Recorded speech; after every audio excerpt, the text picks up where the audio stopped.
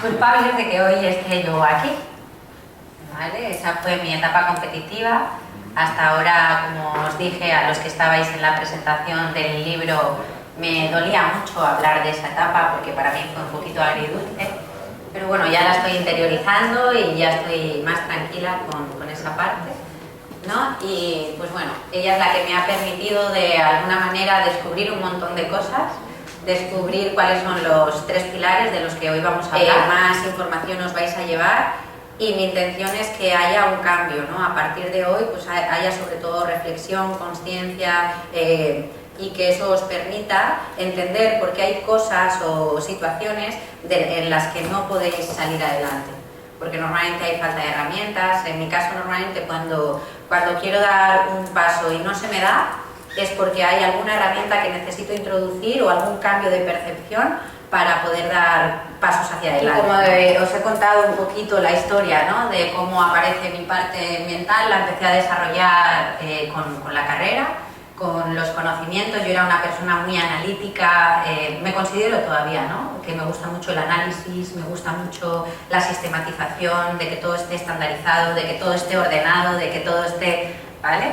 Entonces desarrollé la parte mental y en la carrera era como que siempre estaba estudiando la carrera, pero siempre había un curso, un no sé qué, un no sé cuánto para yo seguir formándome y cada vez ser mejor, ¿no?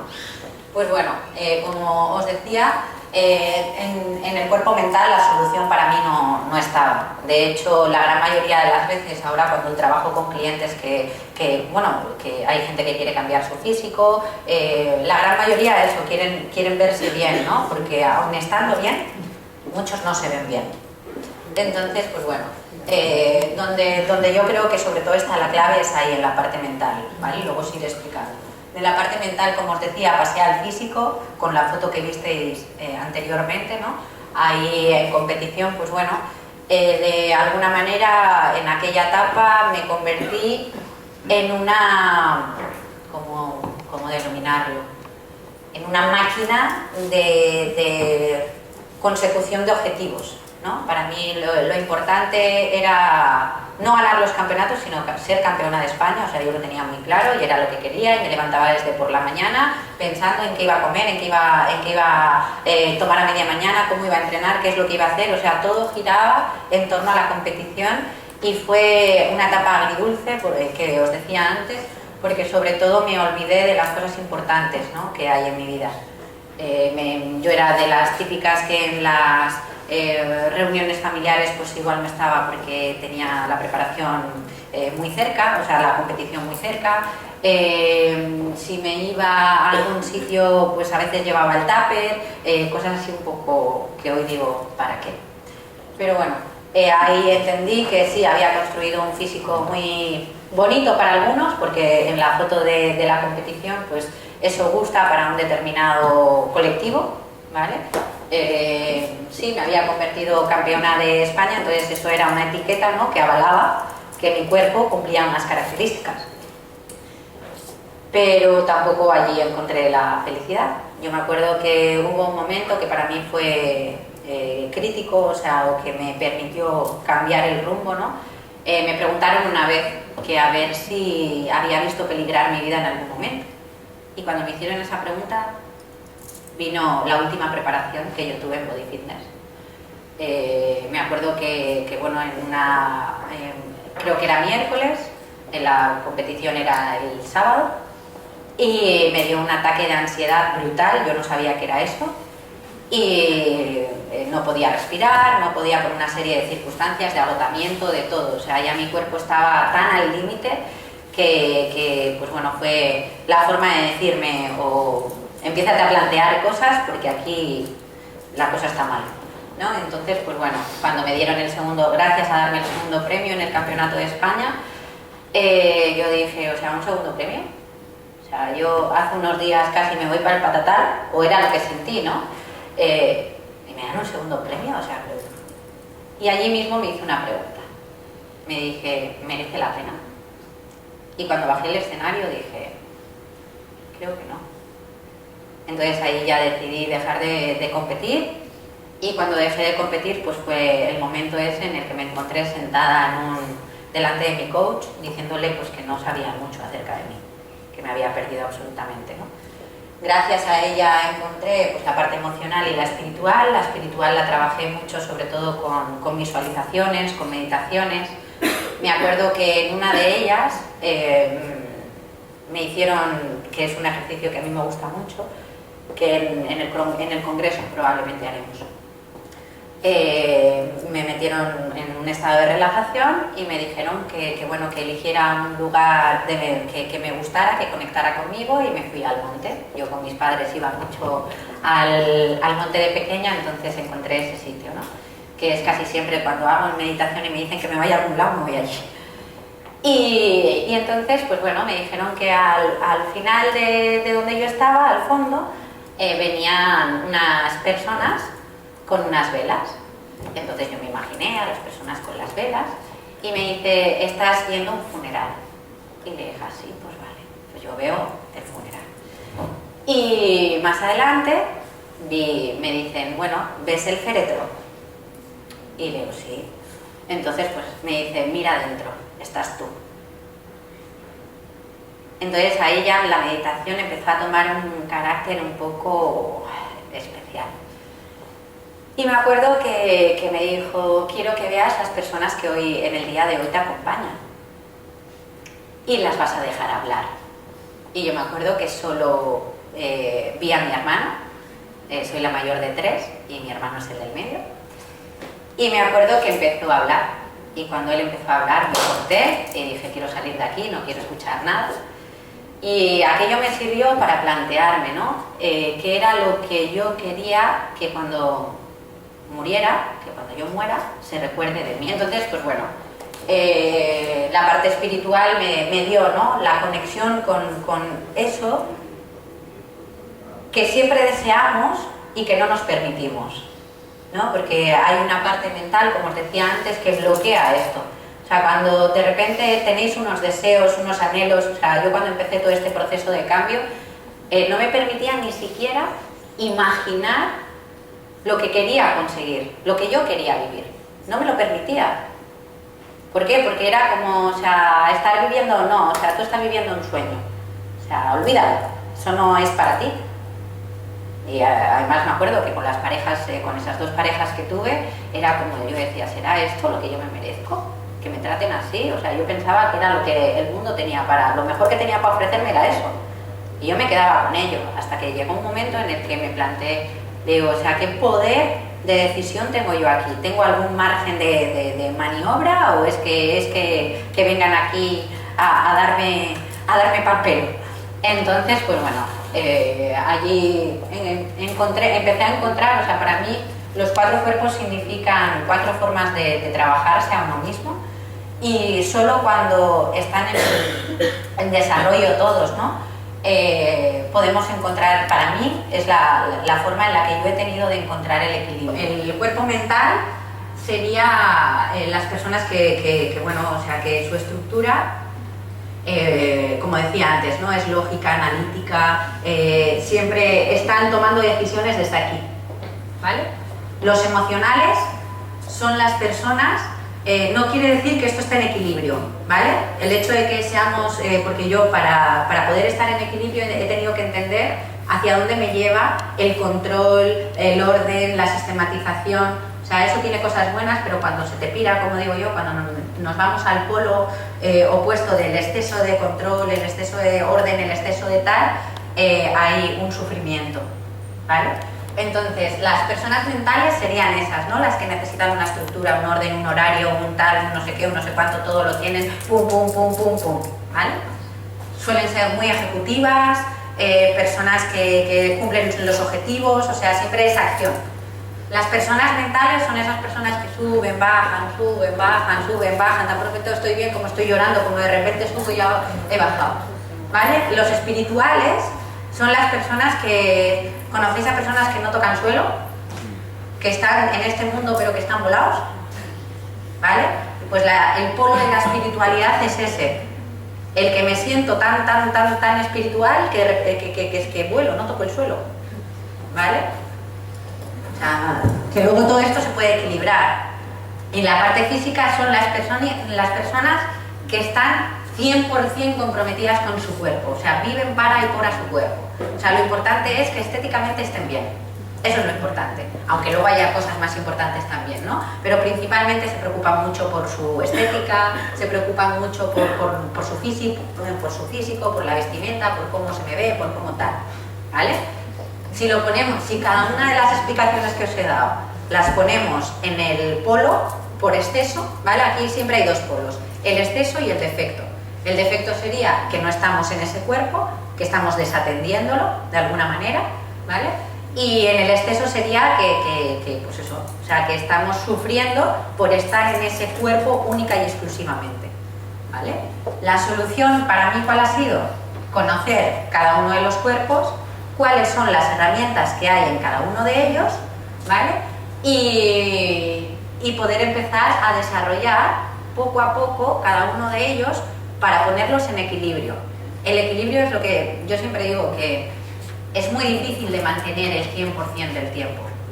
O sea, yo hay veces que estoy más en un cuerpo, que estoy más en otro, pero sí que es cierto que cuando noto esa tirantez o ese conflicto o ese sufrimiento, es porque esto se está viniendo abajo, porque no está bien encajado, ¿vale? Entonces vuelvo a volver a mí, veo qué es lo que está pasando y normalmente pues me he ido al polo mental casi siempre, porque es el que más desarrollado, el más fuerte que tengo. Y de hecho el físico hasta ahora, durante estos 3 años y medio atrás, he mantenido el tema de la alimentación, pero no tanto el tema del entrenamiento. Desde que dejé de entrenar, de competir, fue como que tuve empecé a sentir como adversión, no quiero esto, o sea, no quiero esto, me ha hecho sufrir, no lo quiero. Y ahora ya llevo, esta es la segunda semana, introduciendo otra vez el ejercicio para yo también estar en equilibrio. Después de competir, pues ¿qué pasó? Que se me conocía mucho, ¿no? Fui una persona muy mediática dentro del sector del culturismo. Entonces yo empecé a tener un montón de gente en Facebook que me conocía y de repente un día llega un mensaje por Facebook y me ponía: Sandra, me gustaría que tú me llevaras. Y dije: ¿llevas a dónde? Una chica de Valencia. Y me dice: sí, yo creo que tú puedes ayudarme a conseguir el objetivo que yo tengo. Y dije: digo, ¿pero dónde estás? Y me dice: en Valencia, yo en el País Vasco. Y le digo: pero ¿cómo lo voy a hacer? Le digo: si a mí me encanta el roce con las personas, le digo, ¿cómo? Me parecía muy difícil. Pero dije: bueno, le digo, la vida no te pone delante nada que no puedas solucionar. Le digo, con lo cual, pues mira tú. Pero si yo trabajara online siempre, yo puedo estar en cualquier parte del mundo y atender a mis clientes. Y dije: mira, pues, no, algo que... Y allí empecé a descubrir que había clientes que de repente yo les decía lo que tenían que comer y cómo tenían que entrenar. No los conocía físicamente más que por foto y me acuerdo que la primera clienta que yo tuve me manda, yo siempre les pido fotos de frente, perfil y de espalda, con un bañador, o sea, con braguita y sujetador, con algún pantalón corto o lo que quieran mandar.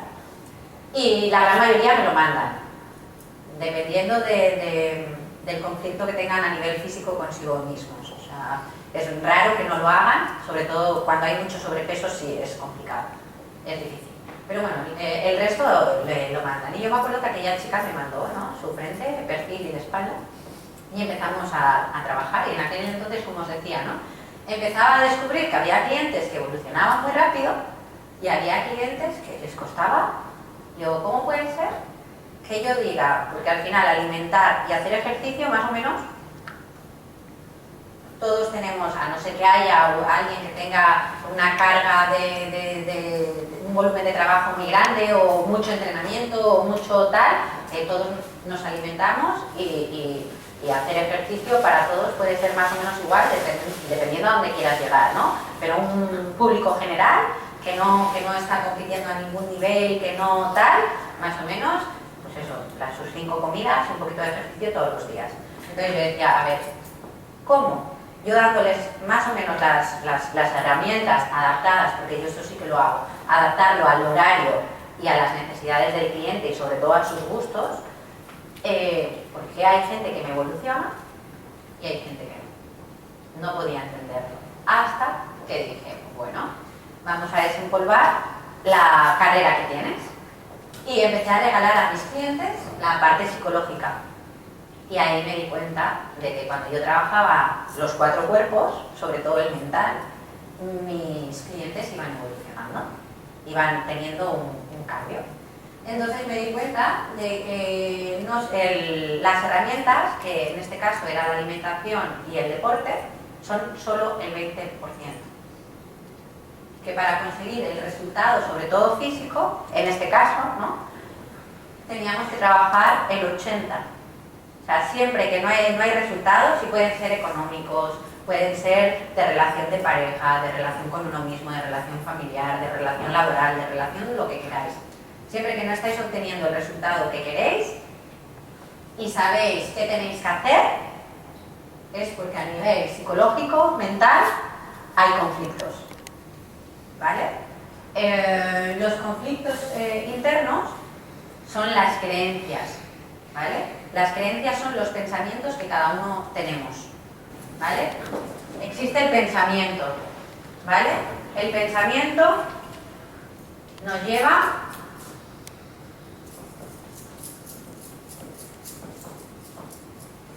a una emoción. Y la emoción se traduce en acción. ¿Vale? Siempre, siempre, siempre va de la misma, es el mismo proceso. ¿Vale? Primero, ¿el qué? ¿Puedes tener una emoción y luego pensar sobre eso? Para cuando la emoción llega, ha habido un plan, o sea, aunque no seas consciente del pensamiento, está ahí. O sea, primero pensamos, aunque no seamos, eso sí puede pasar, que tú no seas consciente de esta parte y se te haya despertado la emoción. Pero si miras qué emoción tienes, puedes llegar a saber cuál es el pensamiento. Y ahí estamos hablando de tomar conciencia. ¿Qué es lo que sucede? Que normalmente en nuestro día a día lo que hacemos es vivir en piloto automático, o yo por lo menos antes lo hacía así. Yo vivía en piloto automático. Y además en piloto automático a cámara rápida. Y yo decía, joder, pues si la gente sabe andar despacio. Yo me sentaba a tomar un café y empezaba a observar. Y yo veía pues, a chicas con el carrito de bebé, a parejas, a familias, andando tranquilamente. Y yo decía, ¿y yo esto? Pues si yo esto no... Yo iba corriendo a todas partes, ahora al gimnasio, ahora los estudios, ahora tengo que trabajar en los donde, ahora... Iba así a todas partes, ¿vale? Hasta que empecé a... Eso es estar en la acción. ¿Por qué? Porque hay un sistema de pensamiento, emociones que te mueven y al final tienes una acción determinada, ¿vale? Lo importante para tomar conciencia es eso, o sea, da igual si estamos aquí, aquí o en la acción. Mirando la acción podemos llegar a cuál es la emoción que nos mueve y cuál es el pensamiento, ¿vale? ¿Por qué digo que es tan importante? O sea, da igual si, como tú decías, ¿no? Si estás, puede ser que solo actúes por emoción. No, ¿vale?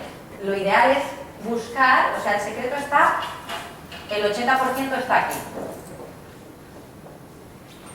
en el pensamiento. Si nosotros somos capaces de observar nuestro presente y llegar al pensamiento que nos mueve, podemos entonces cambiar el sistema de pensamiento. ¿Vale? ¿Por qué?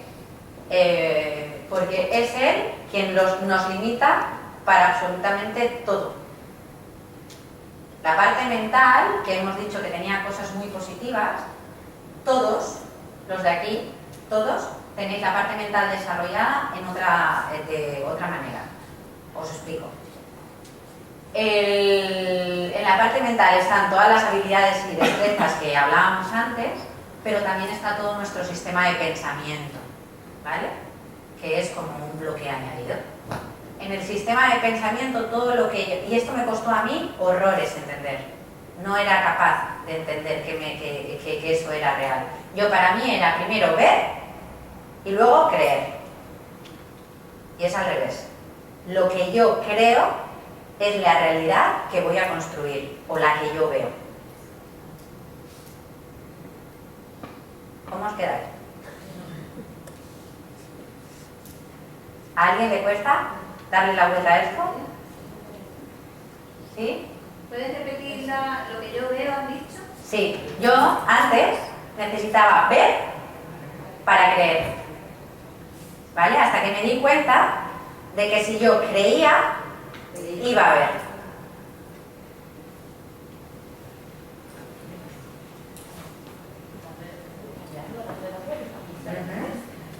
¿Vale? Pero eso ya en sí es una creencia.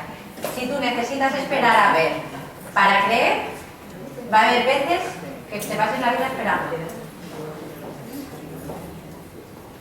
¿Por qué? Porque muchas veces el sistema de pensamiento te va a decir además, imagínate, ¿alguien tiene claro, muy claro un objetivo que desee conseguir? Algo ahora que se ha marcado un objetivo. ¿Quién? Cuéntanos. Mi ámbito laboral. ¿Qué es lo que quieres? Pues mejorar en mi profesión, me he hecho autónoma, quiero crear empresas, crear una clínica. Vale, entonces el objetivo es crear una clínica. Vale. Ahí tú ya estás pasando a la acción, ¿vale? Estás aquí abajo. Ya estás tomando acciones que te posibilitan crear. ¿Qué ha llegado antes, la clínica o el tú visualizar que eso puede ser una realidad? Has tenido que creer para poder ver. ¿Me voy explicando? Sí. Se va entendiendo, ¿no? La gran mayoría de los objetivos, de los resultados cuando los conseguimos, es porque hemos dicho, yo quiero esto. Entonces, como yo siento que puedo conseguir, pienso que puedo conseguirlo, mando a mi corazón o a mi emoción lo puedes conseguir, y entonces, ¿qué es lo que hago? Me hago autónoma, hago un curso de no sé qué, me formo en no sé cuánto, el no sé qué, no sé cuánto, el tal, el cual, el pun, la clínica. Pero no hemos visto la clínica primero. Ha sido al revés. ¿Vale? Pues con todos los objetivos o con todas las cosas que deseamos tener en la vida es igual. Muchas personas o muchas veces, incluso yo misma, hay veces que me encuentro en el que quiero hacer algo, pero como estoy esperando a que se manifieste, pues no hago nada. Y esto no funciona así. O sea, no va a venir nada, no va a venir del cielo así, pum, va a caer, y primero es ver qué es lo que deseas, hacia dónde quieres ir. Luego la vida también hay veces que no nos da lo que queremos, ¿no? Porque hay cosas que tenemos que ir aprendiendo, pero en realidad lo que nosotros creemos es lo que vamos a ver. Que el sistema de pensamiento, o sea, van como muy conectados, ¿no? ¿Por qué? Porque es, digamos, la antesala. Normalmente cuando estamos en el miedo es el que nos hace tener un pensamiento, ¿vale? Y ese pensamiento ya desencadena todo lo demás, ¿vale? Entonces, normalmente son esos dos los principales. O sea, todos los miedos que tengamos se pueden basar, o sea, si buscamos, es a no ser querido o a no ser suficiente, ¿vale? Yo, por ejemplo, cuando era hacedora nata, y hay veces que se me gira también, porque mi heridilla sigue ahí, ¿vale? Cada vez más cicatrizada y todo lo que quieras, pero yo también tengo mi proceso, soy humana como todo el mundo, y tengo mi propio rum de vida. Y mi vasito también lleno con cosas, ¿vale? Entonces, en aquel entonces, cuando yo era súper hacedora, el miedo principal era a no ser querida. Entonces, como yo pensaba que si no me portaba bien o no hacía las cosas que el resto querían que hiciera, no me iban a querer, ¿en qué me convertía? Vamos, o sea, a mí era, Sandra, ¿puedes? Sí. ¿Y puedes? Sí. ¿Y puedes? Sí. ¿Y puedes? Sí. ¿Y qué tenía? Una lista de tengos. Y si te paras a pensar en esa lista de tengos, muchas veces es, tengo que hacerle a mi hermana no sé qué, tengo que hacerle a mi padre no sé cuánto, tengo que hacerle a mi abuela no sé qué, tengo en el trabajo no sé cuánto, tengo a mi hija tal, tengo a mi marido qué, tengo a mi mujer qué, mi novia no sé cuánto, Y empiezas a ver que son tengos, que detrás de eso estamos cubriendo todos una carencia. En la gran mayoría de los casos, los hombres tienen el miedo a no ser suficientes y las mujeres a no ser queridas. ¿Os identificáis?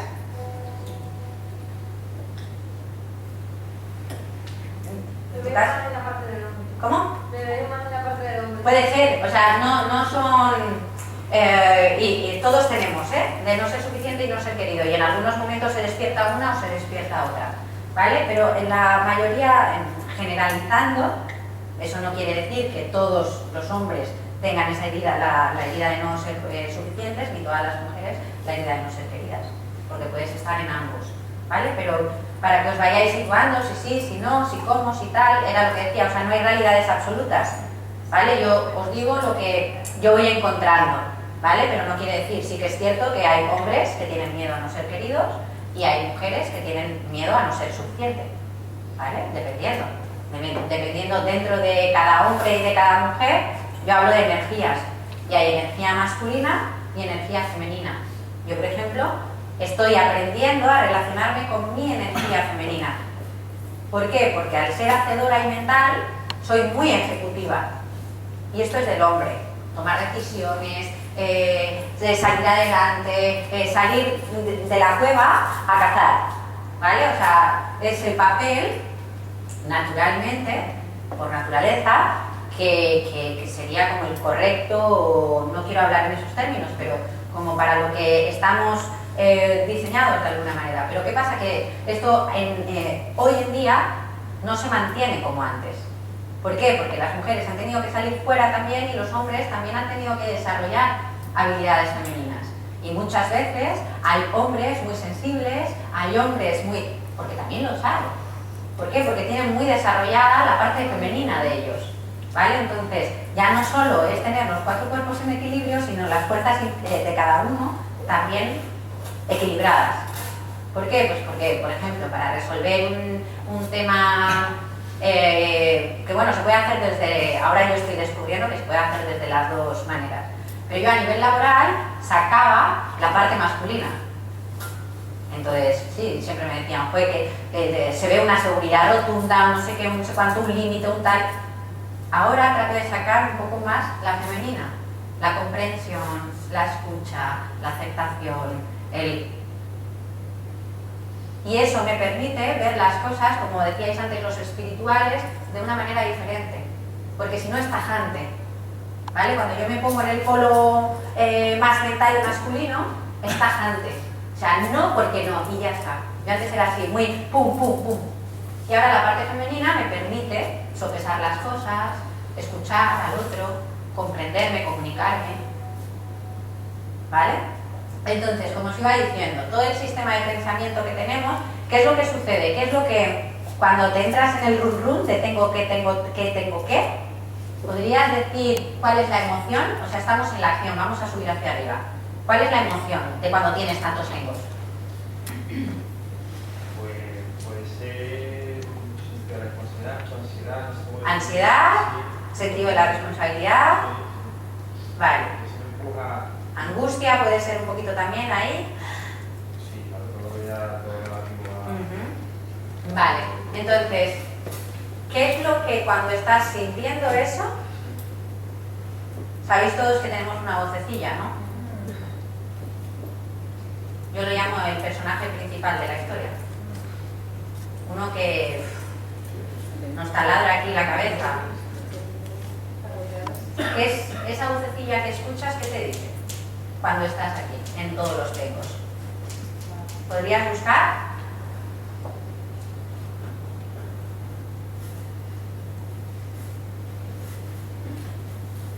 No me da tiempo, no sé qué... En el momento en el que estás, tienes que hacer, ¿qué te dice esa vocecilla? Tengo que hacer, ¿Eh? Yo solo escucho, tengo que hacer. Vale, solo escuchas, o sea, tienes que hacer, vale. Tienes que hacer y si no haces,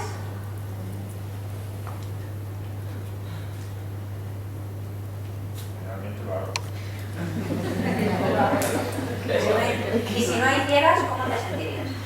¿Cómo te dice esa vocecilla? ¿Qué pasa si no haces? Sí, probablemente la frustración de no hacerlo es lo que intento evitar. Es así, realmente lo hago.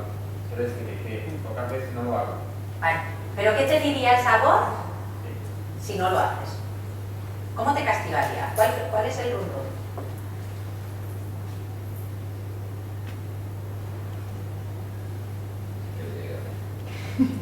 No pienso en eso. Sí, si esa voz emitiera un juicio, Sí. ¿qué juicio emitirías si no hicieras las cosas? No soy capaz. ¿No eres capaz? No eres válido, todo ese camino. ¿No eres suficiente? No eres suficiente, eso es. Ujú. Vale, ya ahí tenemos el miedo. Vale. ¿Qué adjetivo? ¿Qué cosas te diría? Yo, la hacedora mía, no me permitía tumbarme en el sofá. Cada vez que yo me tumbaba en el sofá era una vaga. ¿Vale? Entonces, para evitar todo eso, que es un run run de pensamiento negativo, ¿tú qué haces? Pasas una emoción de angustia, va a hacer, y así a ver si este se queda callado, porque me está dando un turre. ¿Qué sucedería si nosotros cambiamos el sistema de pensamiento y en vez de, o sea, él piensa que va a ser insuficiente? Esa parte de ti piensa que va a ser insuficiente, que no vale. Si no hace todo lo que tiene que hacer, no vale. ¿Qué pasaría si tú pensaras que a pesar de no hacerlo todo, eres suficiente? ¿Cuál sería la emoción? Positiva. Ha bajado la tensión, ¿no? Esto de podernos permitir incluso fallar o no hacer. Y entonces, ¿qué pasaría si tú bajas? O sea, tú dices, joder, a pesar de tener tantas cosas que hacer, si no las hago, yo me puedo llegar a sentir, o sea, me siento como más aliviado, ¿no? ¿Qué pasaría aquí? Pero una elección también. ¿Habría? Una elección en la acción, ¿no? Y la acción que antes era de una lista interminable, inagotable de tengos, ¿qué pasaría a ser? Sería menos, evidentemente. Igual borrarías alguno, ¿no? Y dirías, joder, pues. Y cuanto más fuerte sea esta, dices, joder. ¿Sí? ¿Vale? Entonces, a lo que quiero llegar es que trabajando todo el sistema de pensamiento, lo que nosotros podemos conseguir es que nuestras emociones no sean tan, no es que no sean intensas, sino que no no llegar a castigarnos por evitar un dolor. Siempre lo que tratamos es de evitar un dolor, y el dolor en el caso de él es no sentirse suficiente. Más doloroso que eso que hay. O sea, si nosotros todos queremos ayudar a todo el mundo, satisfacer a todo el mundo, querer, o sea, no sé, ayudar, ¿no? Entonces, ¿qué pasa si no lo hacemos? Pues que este nos castiga y empieza una espiral negativa aquí. ¿Y qué es lo que sucede? Que el único que se queda sin vivir plenamente es el que lo padece.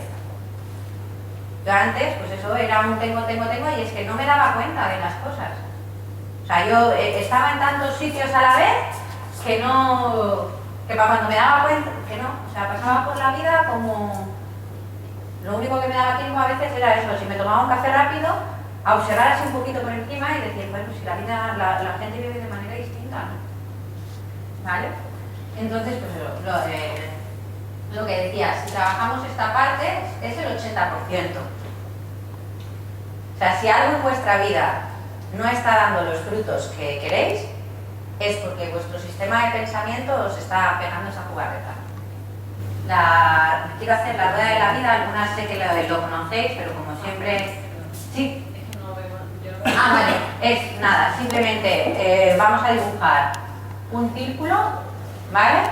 Ese círculo le vamos a poner una cruz y vamos a hacer unas aspas.